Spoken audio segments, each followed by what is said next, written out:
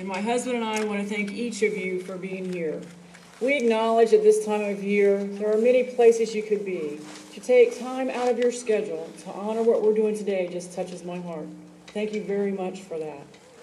To our youth groups here today, the Cub Scouts, the Girl Scouts and Boy Scouts of America, the Naval Sea Cadets and Civil Air Patrol Cadets, the JROTC Cadets, Palmyra Middle School Builders Club, the 4-H Spinning Spurs Horse and Pony Club, the Governor Mifflin High School Student Government, the American Heritage Girls, Conrad Weiser Society, Children of the American Revolution, Pembroke Leo Club, Anvil Winona School.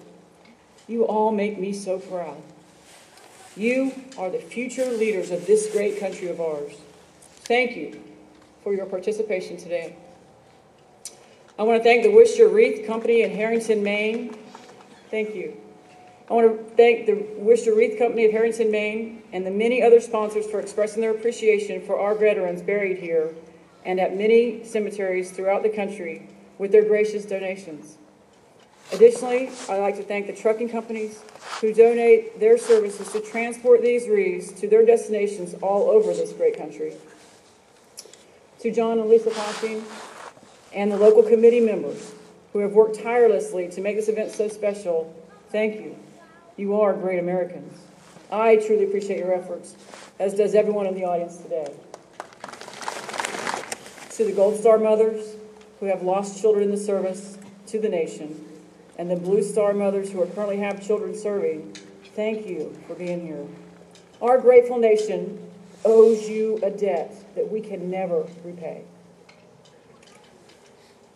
The National Wreaths Across America events honor veterans at Arlington National Cemetery and over 750 participating locations nationwide.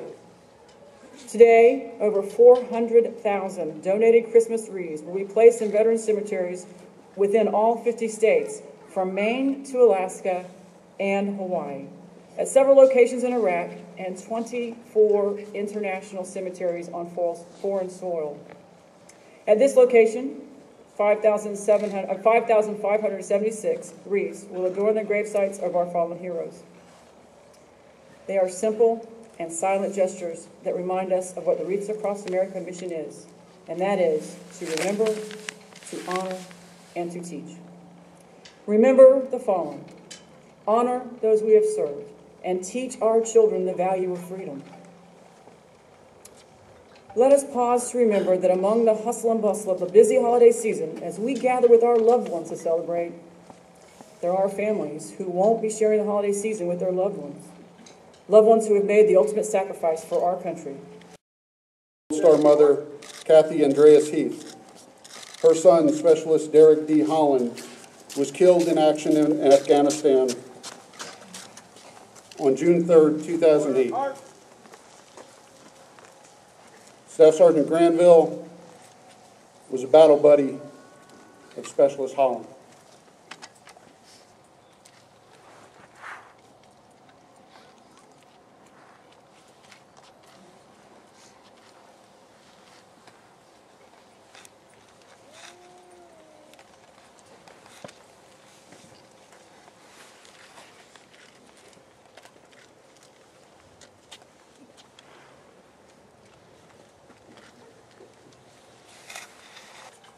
Placing a wreath in memory of our United States Marine Corps veterans is Master Sergeant Robert Bam.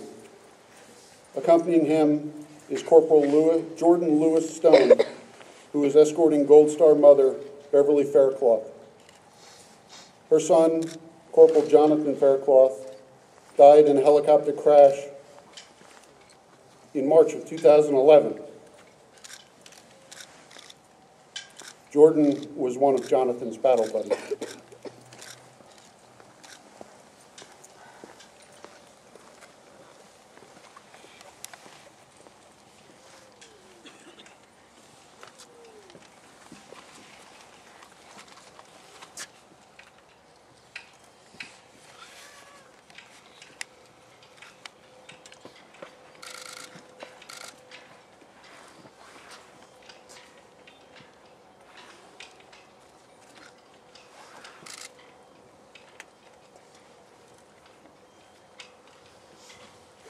Placing a wreath in honor of our United States Navy veterans is Lieutenant Commander Dave Tully.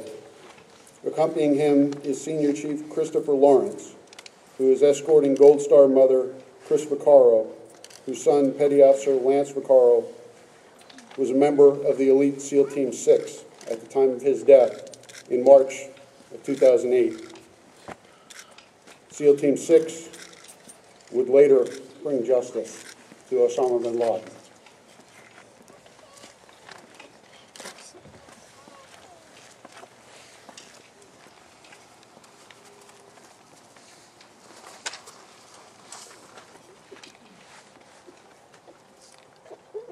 Placing a wreath in honor of our United States Air Force veterans is Colonel Inez Sukma.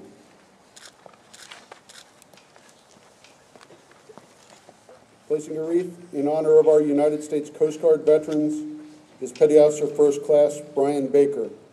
Accompanying him is Blue Star Mother Joanne Burr, who has 2 sons serving our nation. Boatswain's Mate Second Class Colin Burr, United States Coast Guard, and Corporal Kevin Burr, United States Marine Corps.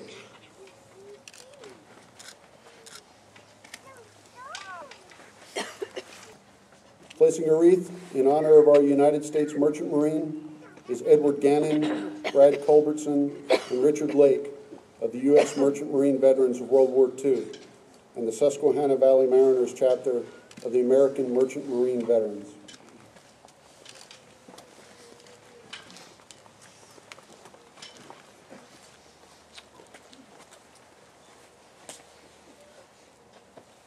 Placing a wreath in honor of our service personnel whose last known status was prisoner of war or missing in action is Clyde Snyder III, a Vietnam veteran. Accompanying him is Blue Star Mother Dale Lepore, who is being escorted by Brian Dorma.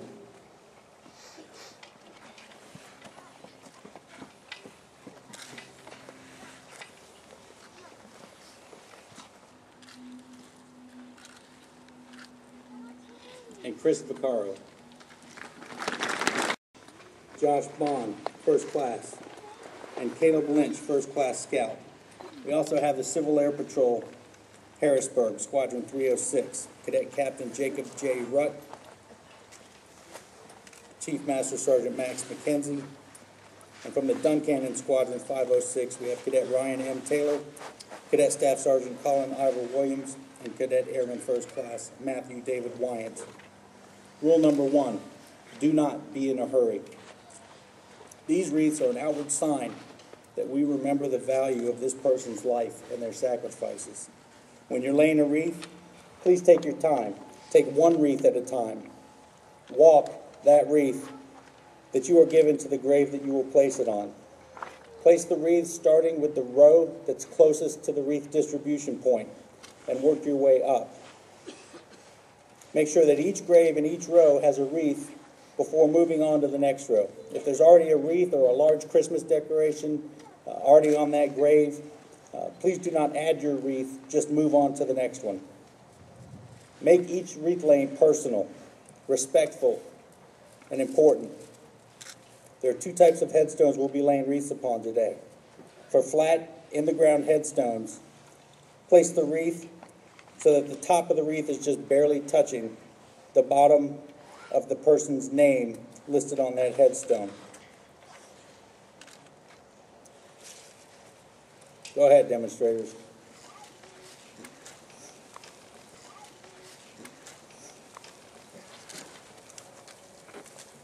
Take the time to adjust the bow. Make sure that the wreath lies directly on the center line of the headstone.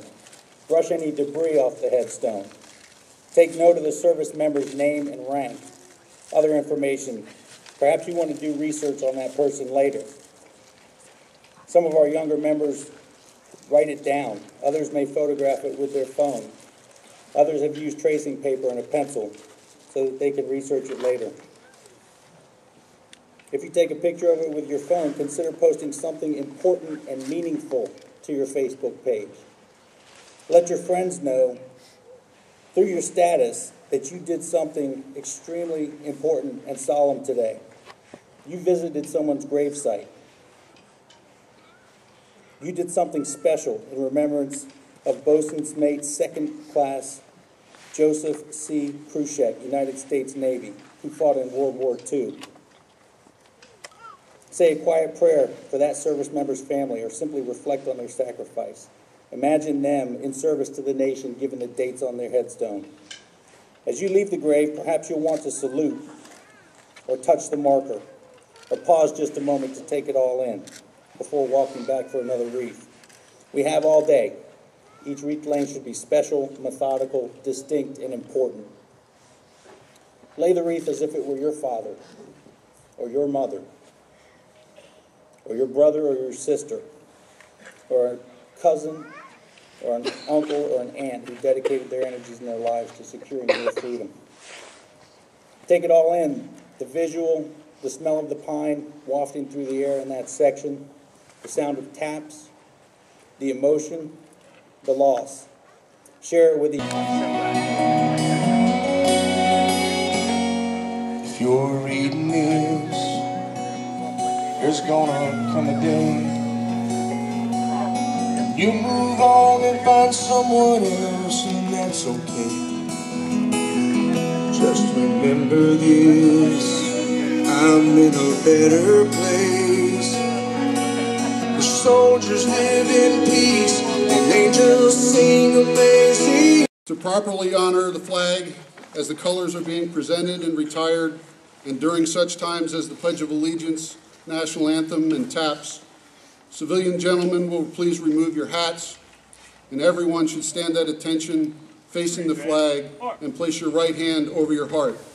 Veterans have the option of rendering a salute in lieu of placing their hand over their heart.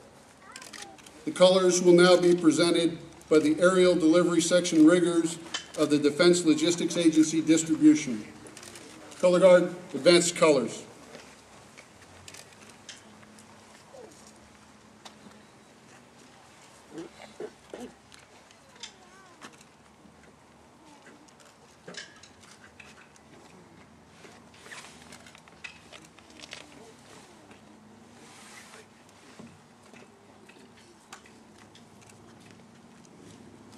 The invocation will be given by Chaplain Colonel Jim May. Protect our Constitution and ensure that we can live in freedom.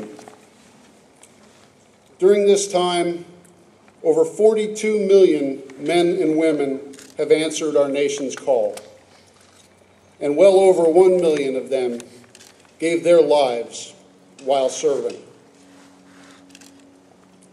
Our nation's veterans are buried in thousands of cemeteries all across this great land, and thousands rest in foreign countries such as England, France, Belgium, Italy, Panama, Mexico, Tunisia, the Philippines, and more.